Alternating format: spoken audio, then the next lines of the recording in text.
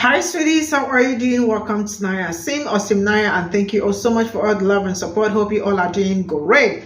Today we'll be talking something very important, and it's about a video that I came across about Ed Johnson, right? What happened to him and how it all happened. And looking at this, it's always amazing how some people actually wake up to say that people that look like me are savages and are like, uncultured and all that. But then when you sit down and really think about it, you really know who the real savages are. So I was just going through this and I found out about Ed Johnson, right? What happened to him? How this young man was not anywhere where something happened. Like, they woke up one day and they were like a palm-colored woman, like, all of a sudden accused him of something. He knew nothing about that woman and he was not anywhere close to where that thing happened. He was probably somewhere working, but still, with everything he said and all that, nothing could stop them from eventually taking this man to the jail, right? And then I am asking, how can somebody that was kept in jail, like, all of a sudden the community were able to break? How did they, pass through it? Because when you're going to jail, there are some protocols you are going to pass through before you get there. But they defied all that and brought that man out, dragged him 5 blocks away from where the jail or prison was to a bridge, and that was when they hung the man and unalived him. This is a white woman's fake tears. Let's get into this video. He was lynched from this bridge for raping a white woman who he had never even met. Welcome to White Black History, things you weren't taught in school that are part of your everyday life. Today, we're going to talk about the Ed Johnson Memorial. So this memorial I pass all the time. I actually cross the bridge, which is part of the memorial itself, pretty constantly. Ed Johnson was just one of 4,400 people who were lynched between 1857 and 1950. Those are the known ones. There's probably, absolutely guaranteed, thousands more. Now this bridge connects the north and south end. The north end was primarily African American, the south end was industrial and white. Ed Johnson was a laborer. He worked on this end of the shore, but he lived on the other. A local man accused him, incorrectly, of raping a woman who he had never met for a bounty of $375. He was just trying to collect the reward. Multiple black and white witnesses confirmed that he was working at the time of the event. He gets arrested, he gets taken to jail, and a mob forms outside. Then they move him from Chattanooga to Nashville, which is 4 hours as of current vehicle times. After that, the mob attacked that jail. Now, a sheriff and a judge were up for re-election at this time. That's important because they were supposed to be tough on black crime at this time. Mr. Johnson gets assigned 3 Caucasian attorneys, only one of which was ever handled a criminal case. Ed Johnson is tried by an openly hostile group of white Chattanoogans. People who are from where the crime happened, who don't look like him, who have preconceived notions. And you were white in 1906. There's no way you weren't racist. The judge bypasses all these people saying it wasn't him, gives him a guilty verdict, sentences him to death. I'm going to read you an exact quote. His lawyers advised him to accept the sentence, recommending it was better to die in an orderly way, better than to appeal and face the lynch mob. Bonus points. A white attorney named Noah Pardon, who was already working the case, convinced the most prominent black attorney in the area at the time, Styles Hutchins, to jump on the case. I don't want to get this part wrong, so I'm going to read it. Styles then unsuccessfully appealed to the Tennessee Supreme Court, and then they petitioned to the United States Supreme Court based on the fact that the fair trial had been violated. This led to him being one of the lead black counsels for the first time ever in a Supreme Court case. However, as history has shown us, they decided at the Supreme Court level that death sentence it is. At this time, they stayed his execution, and a sheriff was assigned to ensure his safety while they potentially reconsidered the verdict. That was March 18th. The very next day, a white mob storms in, literally storms into the jail. Sledgehammers, crowbars, whatever it took, they break into the cell. Those are actual tools used. They dragged Ed Johnson 6 blocks, bound in rope, to hang him from this bridge, only to unload all of their rifles into him as he hung until their rifles severed the rope. I'm going to read you this last part. Hamilton County Sheriff Joseph Shipp had taken no action to protect Johnson. Despite rumors of a lynch mob, he had given most of his deputies the night off and refused to seek reinforcements from the National Guard or city police. After a reporter alerted him to the attack in progress at the jail, he walked into the jail and stood by as they assaulted and took this man out for his lynching.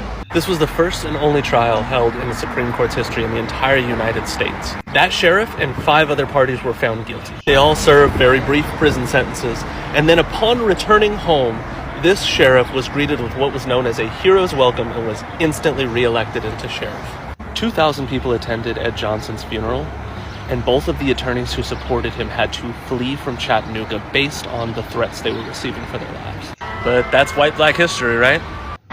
One of 4,400 known black victims of lynching between 1877 and 1950. Who else is putting up numbers like that? And that's known victims. I don't know if you know this, we're not great at recording our crimes. I'm gonna break that math down for you. So 1950 minus 1877 is 73 years. 4,400 known lynchings. That's one every 60 days for 73 years. Every 2 months. Just so you know where I'm coming from, I just put a video out about Ed Johnson. I'm reading you some of the info. Basically, Ed Johnson here was falsely accused of raping a white woman who he had never met. He had black and white witnesses in 1906 saying he was at work at the time they saw him. Goes to court, they death sentence him. It goes to the Supreme Court. They grant him a stay of execution. They move him from one jail to another hundreds of miles away. The next day, a white mob breaks into that jail cell with crowbars and sledgehammers. They tie this man up and they drag him 6 blocks to this bridge where they hung his body and shot him until not only he died, but the rope was split from bullets. Taking a step back further, the sheriff who was in charge of protecting him while he was in that jail cell was offered National Guard and city police and declined both. And when they broke into the jail cell, he stood beside the mob and also helped with He was later jailed for a few years along with 4 other people from the mob. And then once he got out of jail, they reelected him almost instantaneously. He received what's called a hero's welcome upon his return. How do you unify? If you have these answers, help me to understand. Do you know how much effort it takes to drown a town of people? Think about that logistically, what that takes. I want to make a series here on TikTok and call it White Black History, because as a white person, I know we don't get taught the truth. Not in America. I'll give you an example. It would be like the Tulsa Massacre, where Black Wall Street is what we called it, an extremely wealthy black neighborhood, was beaten and burned down. Another one's like the Wilmington Massacre in North Carolina in like 1898, where a group of white supremacists just decided to overthrow the local government that was biracial and then just kill all the black people. Show me that in your history book. Or you have like the Pe0ple and like the targeting of black leaders from like 1950 something to 1971, where basically it was an FBI initiated program that was designed to infiltrate and target black leaders, black communities, anybody who was really outspoken against things. We just don't learn these things. Like literally the FBI and the CIA have been involved in the disparagement, displacement, and eradication of black people and their wealth for ever. Then when somebody brings it up, we sound crazy because you haven't heard it in a textbook in 6th grade. Why would we teach you you're the bad guy? It's crazy. It's crazy the amount of things that we don't get taught that are actual things. There were several black towns that were drowned. Drowned. Think about that for a minute. Do you know how much work and effort it takes to drown a town because you don't like what they look like? Oscarville, Georgia, Choctaw City, Alabama, Seneca Village in New York, more recent, Cowalinga, Alabama, Freedmen's Towns in Texas.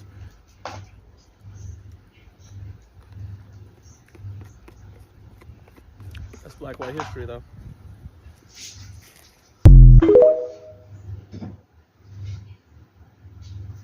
Can we have more of this?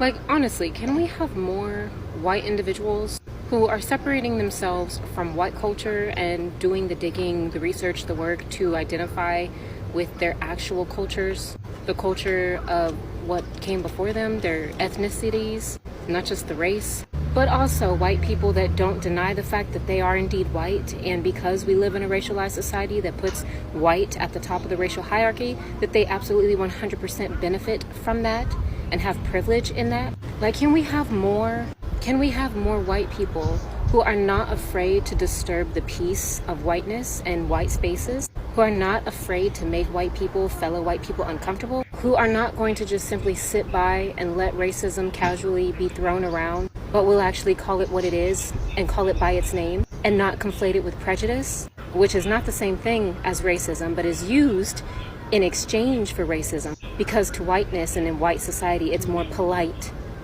than saying racism or calling a white person racist. Can we have more white people who are willing to do the work in white spaces, educate other white people, correct other white people, hold other white people accountable? Because we didn't create this mess, and it should not only be on us to fix it, or only be on us to help educate white people. I want more of that. That's what I need to see more of. It is not enough to just simply sit by and say, well, I'm not racist, or I don't think that way, or I don't feel like that, or I have this and that, and all of that, all the good stuff that wannabe allies want to say. But unless you are actually getting in the nitty gritty in these white conversations with white people and calling it what it is and letting them know you're not an ally.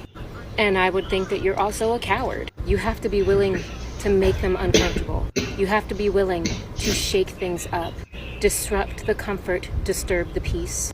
We need more of that.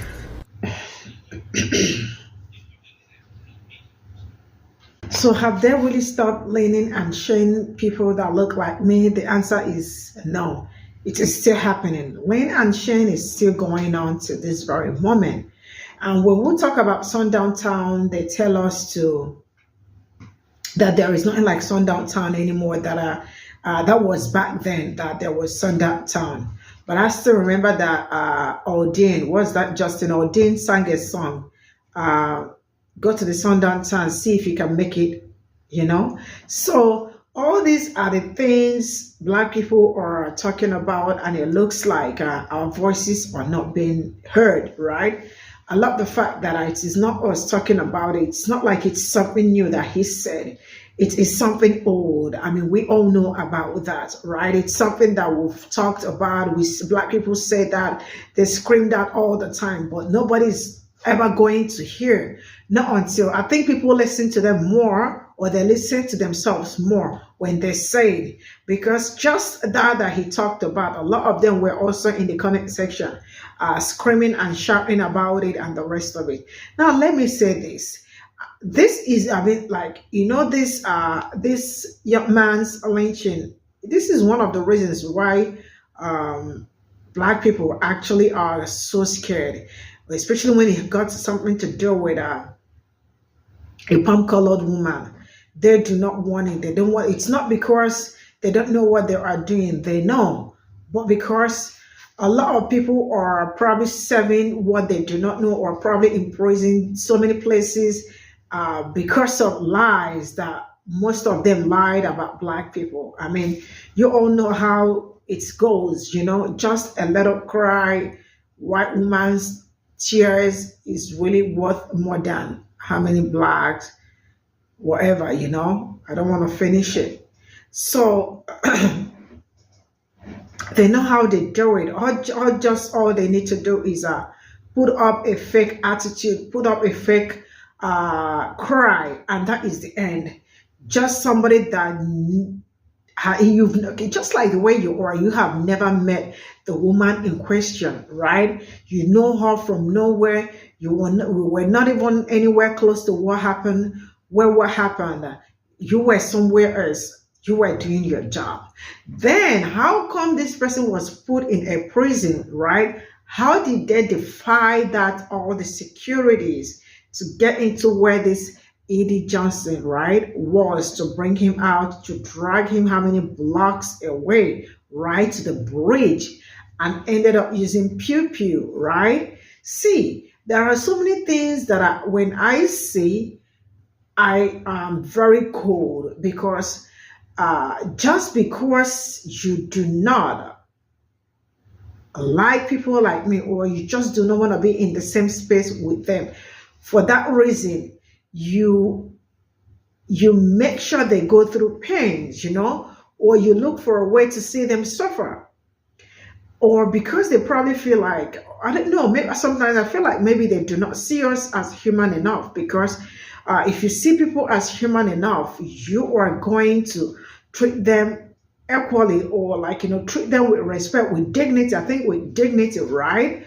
But I think it is not like that when it comes to them, because there are some things you hear and you are going haywire. Like I am still trying to process how this young man was not anywhere close to where that woman was. But then he was still guilty, And then that takes me back to so many people that happened to, that knew nothing about why they were executed to this very moment, not until after years back. So look at the way people's lives are being damaged. I mean, not just the person's life, and the families and the rest of them. And has it stopped? It has not stopped. Just that it is still happening the same way it happened, But the reality is that so many black men are also being kind of woke.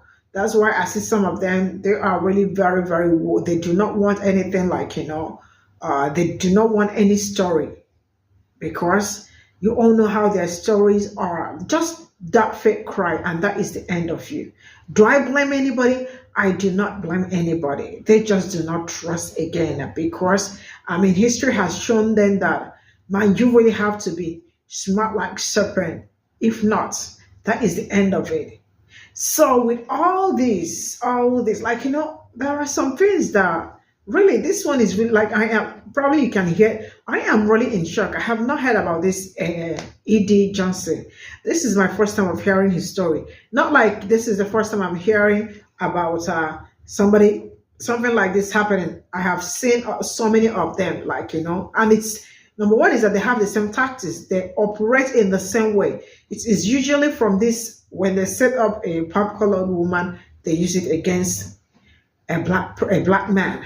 And that is the end of it. That is the end of it. So they have straight up one way of modus operandi. And this is just that way. So what more can I say? Nothing really ever changed. And like I keep saying, we can't keep screaming, because we've been screaming, all our black people, they've been screaming all their lives, to this very moment, still screaming. And not like they are going to stop. They are not going to stop because they are tired. They are going to stop, not until they are being heard. That is when they are going to stop. And that's just all I got to say. Let me know what you all think in the comment section. I'll see you all in my next video. Bye for now.